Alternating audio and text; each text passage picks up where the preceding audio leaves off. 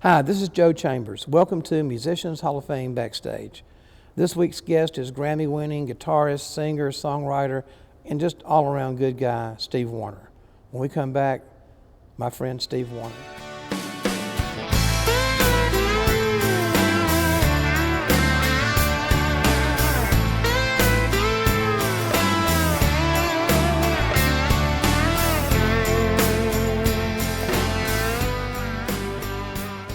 Welcome back to Musicians Hall of Fame. Today's guest is Steve Wariner.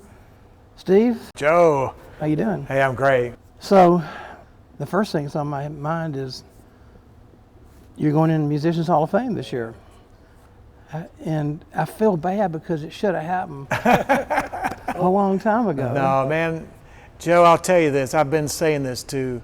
There's so many people more deserving to go in, but there's nobody any more grateful than me, I'll tell you that much. Well, and I'm really excited about that, man. Well, we are too, and truthfully, as you know, the AFM musicians and other music people vote on who goes in, and you were on the list for a long time, and we were like, well, Steve's too young. When we went to committee, it was like, well, you know, he says, really, he's too young, and then we needed you to do Jerry Reed for us. Which I love doing that. And then, of course, Chet Atkins. Oh, man. You know, and that night was special, Joe, right? With Paul Yandel being there. It was great. That was really great. Merle, Chet's daughter, and his whole family was there. She's great. Oh, my gosh, it was so great. That was at the Skirmahorn, which is where you're going to go in. I love it that it's back there, too. As much as I love here, but that's going to be special. It's been 10 years since we did one there. It's hard to believe. Dale that night. I remember Dick Dale. Dick Dale brought the house down. Oh, my gosh, that was so good. And he was he was just a great, you know, to be his age, I think he probably might have been one of the best showmen that we. Yeah. Well, actually, you know, the Fender Showman amplifier was named after him. I did not know that. Yeah, but I knew he was very, pardon the pun, very instrumental in the, you know, those early Fender amps. You know, I knew that. But the Showman, Leo used to come out, you know, and watch him play, and so he would jump off the top of an amp and slide across the stage, and so Leo's like, man, you're a showman, and so you know that's. I did not know that. Mm-hmm. Chet was, I guess, was he not maybe the first person to have a signature model guitar? He is the first I would know about. I mean, I don't know anyone else. He and Les Paul were right up there. That's right, Les Paul. Les Paul forgot about that. Yeah, so probably Les. Les probably first. Yeah, I'd Chet. say Les. Maybe. Yeah. I don't know my history on that, but probably right. And now Steve Wariner has a signature Gretsch guitar. Yeah, how about that, man? I used to go in our little store in our hometown. I remember just looking at the rows of guitars, but I specifically remember the Gretsches. You know, I'd be just like, oh my gosh, they're beautiful. Mm-hmm. You know, I'd be wanting that 6120. I wanted to play it so bad. Excuse me. And I remember every now and then Vic would say, hey, you want to play that one for a little bit? And I go, yeah. He'd let me plug into an amp. And I was a little kid. I was going to say, now kids are going to go in the store and go, can I play that Steve Wariner Gretsch? You know, and they're going to go in. Little kids are going to go in, Joe, and they're going to go, who is that guy right there? Who is it? You know what's going to happen is the same thing. My whole life, I don't remember a world that didn't have Chet Atkins in it. I don't remember a world that didn't have Les Paul in it. So I didn't know that Les Paul guitars were named after a guy. It's really a guy. Yeah. You know, well, give me a Les Paul. Yeah. What's a man? You know, okay. Yeah, I know. And not only did he do the guitars, he did the whole, you know, other thing. And Chet, not only did he do the guitars, but he was such a force in American music. Oh, my gosh, you know, he influenced the Beatles. You know, it's just amazing that all the things that he did to be such a, as we both, you know, you really know because you were like his son. Yeah, you too. We were both. I knew him, but he loved you, and that was a big deal, man. I remember the time, Joe, when, you know, the Beatles just exploded. You know, the Beatlemania in America, and I remember the connection the day that I was watching, and I went, wait a minute, George Harrison's playing a Chet Atkins model guitar. What? My head exploded. You know, like You and oh my millions of other gosh. people. Yeah, that connected for me, and I went, oh my gosh, he's actually playing a Chet Atkins model guitar. And then I started realizing as I got a little older that, of course, he was, because he worshiped. You know, they were all fans and idolized Chet. Don Everly came in my guitar shop on West End, Yeah. and who also is going in this year. I know. Isn't I'm that great? so glad for that, man. And he Love Don. said that, you know, he said if it wasn't for Chet, there would have been no Everly Brothers. I know. He said I don't it doubt wasn't. that, man. He said Chet. This is what I loved about Chet. And I know you too. But it's what Don said. He said he didn't look at our hair. He didn't look at where we came from or how we talked. He just listened to the music. And that incredible harmony and yeah. Oh yeah. And so that was to me, that was what I loved about Chet, was that, you know, I mean, he didn't know me hardly at all, and he came out and did some really wonderful things for me. And like I said, I remember, you know, seeing you. You know, most people probably think of you as Steve Wariner, the singer, the Grammy-winning songwriter, but really your first love and what brought you into this was being a musician. And Joe, that's you hit it right on the head. That's what's beautiful about this, about coming into this Hall of Fame, and being honored and being, you know, one of the inductees, is it brings me right back to where I started from, full circle, as they say, because I came here. I mean, I get touched about this, but I think about it with Dottie West. You know, I met her in Indianapolis when I was playing with my buddies in this little nightclub big nightclub actually, over on the west side of Indianapolis near the Speedway. And she offered me a job, and, you know, can you join our band? We want you to be our new bass player. At 18 years old? Yeah, just turned 18. I played the Opry here. We came down. I played a little bit when I was 17, but I turned 18 and was on the road, and took my first bus ride with Dottie West was to Reno, Nevada. That was a bus ride I'll never forget. I think Oklahoma City. I think I raised up out of my bunk and said, "Are we there yet?" And somebody goes, "No, I think we're about halfway." And I just went, "Oh my God," you know. I got broken in very well with her, you know. So you got to see Nashville in its zenith to me. Well, I'm so glad I got a taste of that era, because the first time we did the Opry was at the Ryman. It was still there. I remember walking in. I rode with Dottie in her Cadillac. She had a big white Cadillac. We got in her car and she drove, always was late wherever she went, you know, bless her heart, you know, and she had the WSM on the radio, and Roy Acuff, I believe it was announcing her as we turned on Fifth. Here she is, a young lady from McMinnville, Tennessee, and we're turning on Fifth. I'm going like, oh my God, we're not going to make it. And when we were pulling in, the applause was still going on, and it started dying down, and we were still in the parking lot. And they come running out to grab her, and I'd never even been in the Opry before. I was scared to death. They rushed her in real fast, and I grabbed my bass. I had my old Fender jazz bass that my uncle gave me, Jimmy.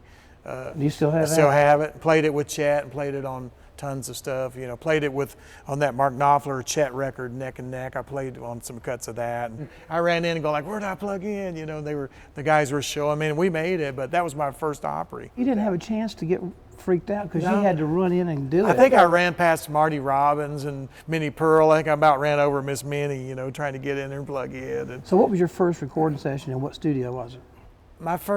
the first thing I ever did was with Dottie at RCA, and it was RCA the B Studio or A, the big studio? Yeah, the big studio, and it was for Dottie's album, and I came in. I actually sang on it. I sang a duet with Dottie West. To be honest with you, when I was working for her, she let me do a duet that Red Lane wrote a song called "You're Too Much for My Two Arms," and I came in and we sang a duet. It never did see the light of day, and then I sang backup.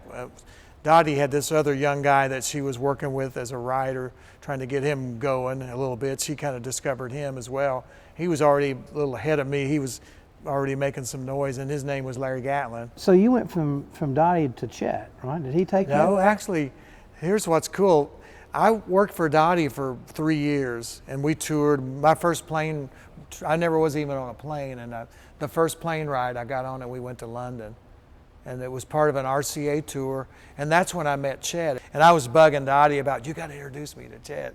I can die and go to heaven. I met Chet Atkins. It was like, that was the pinnacle for me. I just loved it. But it was one of those brief moments and got a picture, and that was it, you know. And now fast forward, I played with Dottie for about 3 years, and I started writing for Dottie because she took a real interest in my songwriting. I was writing a lot. What inspired you to be a writer? Did you know that Well, you could be a writer? my dad, you know, inspired me in so many ways. My dad was a musician and was a songwriter, and I remember him playing some songs because I'd play with him when I was a little kid. I'd play out with my dad, and I remember my dad would say, he would do a song, and I go, "That's cool. I don't know, what is that?" And he goes, "Oh, I wrote it last week." And I go, "Oh my gosh, how do you do that?" And so I first started writing. I was trying to write when I was about 15 or so. I started trying to write songs and rhyme words. And What was the first song you had cut? I saw Bob Lumen out at the Opry, and we'd done shows together. He knew me a little bit, and we'd done some shows when I was with Dottie, and he came up to me and he said, "I need a bass player. I need a bass player. We're leaving to go to Texas for 2 days. It's just 2 days." And I go, "Well, when are you leaving?" And he goes, "In about 2 hours." I go, "Are you serious?" He goes, "Can you go?" He goes, "My bass player just quit." And so I jumped on the bus and went with him to Texas and wound up staying with Bob about 1.5 years. On the Opry, he made an announcement that he was back and he was going to make a new album. And he was for Columbia. And he said, "And my neighbor is going to produce this album." Well, his neighbor happened to be Johnny Cash. And so Johnny said, "Well, I'll produce an album on you." Well, I go in, Bob told me about it, and he said, I wanted you to come in and play bass on this project, but I also want to cut some of your songs.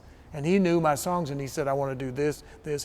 He had 4 songs he wanted to do. Did you know that he knew them? I was surprised. I knew he heard me singing them on the bus because I'd been kind of singing them with the band guys, and I did a couple. He let me do 3 or 4 songs before he came up, so I did a couple on the show. And so he knew some of these songs. So I go in, and Bob walks out, and he goes, I see Cash in the control room, and I'm like, "Oh my gosh, it's Johnny Cash, 1976 Johnny Cash." And so I go in, and Cash's guitar is there, and I kneel down and I play the first song, and I hear Cash say, "I love it, let's cut it." And I go, "Oh my gosh, I just got my first cut by Johnny Cash." And then Bob goes, do Labor of Love." And so I do this 4 times, and every time Cash goes, "Let's cut it, I love it." And so we cut my first cuts I ever had that day. Oh, by the way, the guitar player at the 2 o'clock session was Waylon Jennings. He came in and played acoustic. Steve, hold it there. I want to come back. When we come back, we're going to talk about when Steve met Chet Atkins. The Musicians Hall of Fame and Museum has been celebrating the men and women who make the music of our lives since 2006. The Musicians Hall of Fame is the one and only museum in the world that honors the talented musicians who played on the greatest recordings of all time. It's a music city, huh? It's, I mean, where else are you going to get the cats, all the cats that are in this room? The Grammy Museum Gallery at the Musicians Hall of Fame is an interactive facility that allows guests to explore the process of making a recording. Take drum lessons with Ringo Starr. Sing on stage with Ray Charles. Write a song with Desmond Child. Rap with Nelly. Or be Garth Brooks in our recording studio experience. Located in the heart of downtown Nashville, in the first floor of the historic Nashville Municipal Auditorium. Come see what you've heard at the Musicians Hall of Fame and Museum. Hi, I'm Tyler Rudesheim, Director of Events at the Musicians Hall of Fame and Museum. Located within the historic Nashville Municipal Auditorium, the Musicians Hall of Fame and Museum is one of the most unique spaces in downtown Nashville, offering a versatile environment that caters to events of all sizes. Your guests will love this truly Nashville experience. We specialize in corporate dinners, music industry events, receptions, and more. Contact me today to book your next event. Welcome back to Musicians Hall of Fame Backstage with Steve Wariner. Steve, when we cut away, you were just about to meet Chet Atkins. How did that come about? You know, Paul Yandel came to me. Paul Yandel came and said, you know, I think Chet would like to hear some of your songs and hear you. He knew I played too. He knew my playing a little bit. I knew Paul, and so I got together a tape for Paul to take to Chet. And this is true. Chet calls me, and I'm up at my mom and dad's in Kentucky. I've been staying up there on and off, kind of back and forth. And I get a call, And my brother Kenny is a big prankster, and he would always call me and say, "Hey, this is Merle Haggard. Is Steve there?" or whatever. And I would go, "Shut the heck up, Kenny," you know. Well, Chet called me, and he goes, "This is Chet Atkins. Is Steve Wariner there?" And I go, "Shut up, Kenny. Get it." And I might have added some more colorful words, but and he goes, and I heard Chet laugh. I later knew that laugh, and he goes, "No, this is Chet Atkins." And I go, "Oh my gosh, it is," you know. And he said, "Well, Paul told me about you and told me about your songs." He goes, "When you're back down this way," he goes, "holler at me and I'd like to meet you and go to lunch." And So you hadn't even met him when he called I you? met him with Dottie West. But did that one time, yeah. Just that once in London briefly. I was 18. I mean, I brought that up at some point. I don't even know if he remembered it, but Yeah. he remembered that tour, of course. Yeah. But anyway, so my very first lunch with Chet, I pull in behind Studio B, and I hop in Chet's car, and we go down on Ellison Place here in Nashville. I go over there. At that time, it was Fridays, right across from the old Exit Inn. Mm-hmm. And we go in there for lunch, and I'm scared to death, Joe, as you might imagine. And we're talking, and I'm trying to be so cool. And the guy comes for the bill, and I'm doing one of those, "No, let me get it," you know. And Chet goes, "No, I got it." And I go, "Chet, let me get this." So I was trying to be cool, and I reached back. It was the most dreaded thing, and I reached back and I go, "Oh, I left my wallet in my car." And Chet loved that, you know. Of course he did. And then I had to go, "Chet, if you don't mind." I just had, first time I'd ever met him, the guy, you know. And I had to go, "Okay, if you don't mind," you know. And Well, he had to figure. He loved that. He brought that up for a year. Yeah, is that old trick, you know? Well, I'll say, you know that he had to know that nobody would have been stupid enough to go, "Let me pay for it," knowing that you didn't have the money, you know. I know it. But I fought him on it. "No, I've got this, you know. I probably had $20 on me anyway, you know." But anyway, so Chet loved that, and that led to me meeting with Chet 4 or 5 different times. I went in once at Studio B. He was working in there. He said, "Meet me at Studio B," and I go in and I walk in the back way, and I come right out into the control room, and I see Chet in there with a cigar. He's, I think, just chewing on them at that time, but he had a cigar, and he was watching the you know, how he did. He would sit and watch the engineers kind of sitting behind him. Yeah. And I looked through the glass, and it was Jerry Reed out there. Oh my gosh. And I go, "Oh man," you know. And he goes, "Jerry," and Jerry comes in and he goes, "Steve Wariner." He goes, "Play that song I'm Already Taken for Jerry, would you?" So I grab Jerry's guitar and I play I'm Already Taken. And when I get done, Jerry, I guess, knew that I was working on a contract, you know, trying to get Chet to sign me. And so as soon as I get done with it, Jerry goes, "Damn, Chester, sign this boy up. What do you want, blood?" That's great. He was so great too, you know. "What do you want, blood?" And yeah, we were friends from there on, you know, forever. Chet and Did you Jerry, kind of but, feel like you had just kind of climbed up the beanstalk and was in man, Wonderland somewhere? Because it can't be, you can't really be in the real world now, you know. Well, my first thought, Joe, was, what am I doing here? You know, like, well, he signed me anyway. So he signed me after that. And I was so excited. I remember that night. And then I get to my little condo. I get to my condo and I go, "Man, I got to get to bed early tonight. I'm cutting tomorrow at Studio A." So I get home and about dinner time, and I turn on the 6 o'clock news, breaking news everywhere. Elvis Presley dead. And I went, "Oh my God." Yeah, it kind of just sucked the air out of the world. Oh my God. I get down to RCA the next morning, and of course ABC, NBC, CBS, their satellite trucks are there. And Did you record? Not for hours. I mean, they were doing basically it was about 2 hours of. Could you record? We did. We cut some stuff, but I mean, Briggs, everybody there was, Chet was. You know, Briggs just left here a few minutes I ago. know he did. And yeah, he I heard played you say on that. He played on some of the hundreds- Elvis records. hundreds of records, I know. yeah. And then Chet, I remember walking in, and Chet was like holding an impromptu press conference in the corner, and cameras and microphones everywhere, and Chet was talking about producing Heartbreak Hotel. I was sitting in Billy Sherrill's office on CBS, and he had a private phone behind his desk. Only his wife Charlene had, and the phone rang. He spun around. No kidding, really? Yeah. And he said, "Elvis just bit the dust." Wow. And I was like, I mean, it just kind of like, it was just, the world kind of changed. Yeah, the right world then. just kept stopped for a minute there, didn't it? Yeah. What was your first taste of success as an artist? What was? Well, he put out 3 singles, and every one of them just went boom, boom, nothing happened, And I was like, man. Chet said, "Don't worry, we'll get it." So Chet he called me in his office one day and he said, you know, he goes, I'm stepping down from power here. He goes, I'm kind of on my way out. He goes, you probably ought to go with another producer. I think you'd have more success. And I didn't know some of the politics stuff that was going on there too. But so I was like heartbroken. He said, he goes, you ought to go with another producer. He goes, I think you ought to go with Tom Collins. And Tom was producing Ronnie Millsap and Barbara Mandrell. He was an awesome producer. And I think the first thing we cut a session, and the first thing we did, boom, it was a top 10. It was a song called Your Memory. It went to 7, I think. And Chet called me in, and I go, oh, great. He goes, you got your first top 10 hit? And I go, yeah. And I was still touring with him, and he goes, that's really awesome, man. I remember him sitting behind his desk. He goes, that's just great. And I go, yeah, it's so cool. It's 7 this week. And he goes, that's great. You're fired. And I go, what? He goes, yeah, you got to get out and do your own stuff. And I go, you're kidding. And he goes, no. He goes, you got to get your own band. And he goes, you're fired. And I go, okay. And so he fired me. And then I got my band. Just again. like that. Yeah, he goes, congratulations, man. He goes, that's great, you're fired. And I go, what?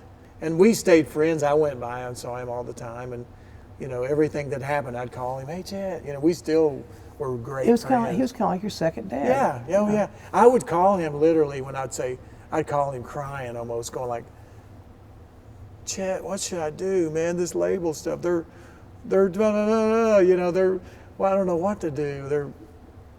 They're saying I need to, and he would say, okay, here's what you do. And I called him at night or anything. Yeah. He was like my dad, really. Yeah, right. I mean, in that respect. With Joe, you know, when 96 or 7, when Holes in the Floor of Heaven, fast forwarding a bit, but when that song, you know, I produced that album. I went to Capitol, took that song to Capitol. Who was the head of Capitol then? Pat Quigley. Garth sent me over there, and he said, I need to hear you. I don't know you or anything. He goes, but Garth says I need to hear you. And so I played them Holes in the Floor of Heaven. Next thing you know, I'm signed, and it's a hit record on radio, like boom. And it was Song of the Year that year and Single of the Year at ACMs and CMA. But anyway, Chet really loved that song, and it made me feel so good. I'd be at his house, and he would say, hey, Leona, he'd say, come in here. Steve's going to do Holes in the Floor of Heaven. And he'd go, will you do Holes in the Floor of Heaven? And I go, of course, you know. And so she would come in, and I'd pick up his guitar and play it, and she would go. They would sit over there, and they'd sit and watch me play it, you know. And I did that 2 or 3 times. And then Chet looked at me, and he goes, well, I guess I did something right, didn't I? By signing you, he meant, you know. I know that probably meant more to you than any Grammy or anything, you know. When I went over there after he passed, and he had his desk, which I think they have it set up at the Country Hall right now. I think so, yeah. And right in the center of it was a picture of you. You know, I mean, it's in the center of everything else. You know, there was other pictures there, but there was a little Polaroid. That's cool, isn't it? Yeah, and that was, I mean, to know that's what the center thing in his. Yeah, he was something else, man. He was too cool. But I have to give credit to my dad too, because my dad I'm lucky that he passed on the music stuff to me, you know. My dad was a really good musician and a really good singer. I think he could have done something in this town, certainly as a singer and an artist, but he had a house full of kids before he had an opportunity. I wrote a song about that too. It's called Caught Between Your Duty and Your Dream. Boo Campbell, Glenn Campbell's uncle. Yeah, Uncle Boo. And so his daughter contacted me. She's really nice, Nita, I believe. Yeah. And she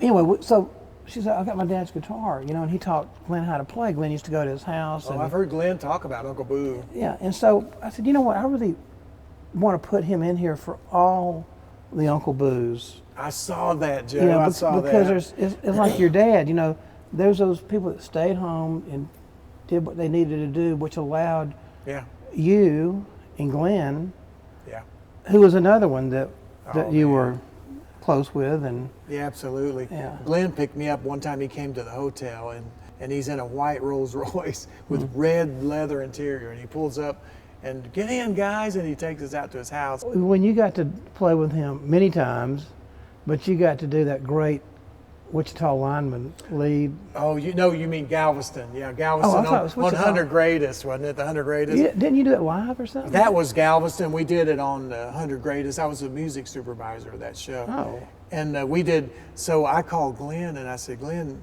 your Galveston is number like 3 on the list of 100 greatest of all time country songs. I go, would you come in? And he goes, yeah, I'd love to do it.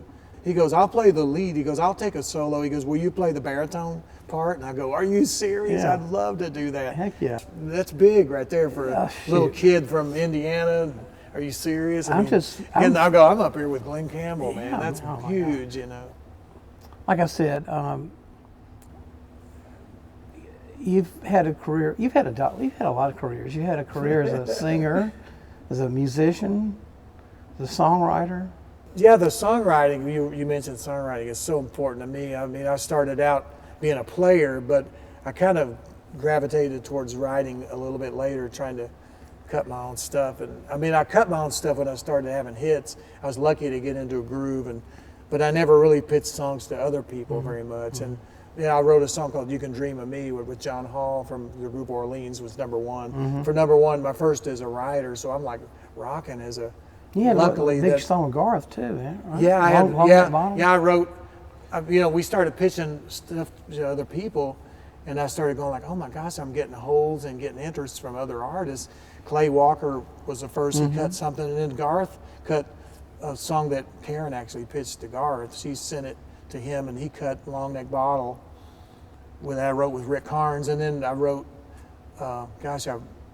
Holes in the Floor of Heaven came along about that time with Billy Kirsch, and I wrote Where the Blacktop Ends for Keith Urban, with Alan That was a Shamblin. great song, yeah. That was a great writer too. Yeah, thanks. That was a good one right there. Yeah, I really played good. on that record too. Clint Black and I wrote Nothing But the Taillights. We wrote that one.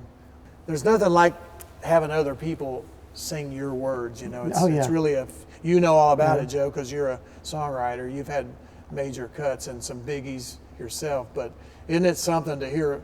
The first time I heard that, I was like, man, I can't believe they're singing my words. That's crazy. I just remember staring at the album cover like I couldn't see it. I wanted to, if I could have put bread on it, I'd have ate it.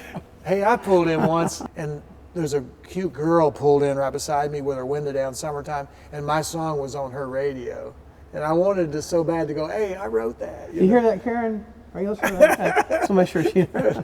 Oh yeah, I better be quiet. That was way before we were married, but I remember just thinking, man, that's my song on her radio. That's so cool. Yeah, that's great. But it's a cool feeling to hear somebody else singing your lyrics, isn't it? So it's hard to describe. I should know this, but you're in is it the New York Songwriters Hall of Fame? No, Joe, I'm not. That's a great hall. I was up there last year, though. I did perform. And was helpful in the induction of Bill Anderson. I thought you got in. No, I'm not in that Hall of Fame, but boy, that's a great one. That's the big Hall of Fame in New York, but I keep writing my songs, hoping maybe one day I'll be in there. I'm pretty sure you will. The theme song that you guys hear at the opening of Musicians Hall of Fame Backstage, and when the credits run at the end, if you look at the credits, you'll see it says theme song called Chit Chat was written by Steve and Ryan played on the whole thing, drums, the whole smear is Warnerville. So Steve, thanks again for doing the show for me as always, and y'all come back next week for another Musicians Hall of Fame Backstage.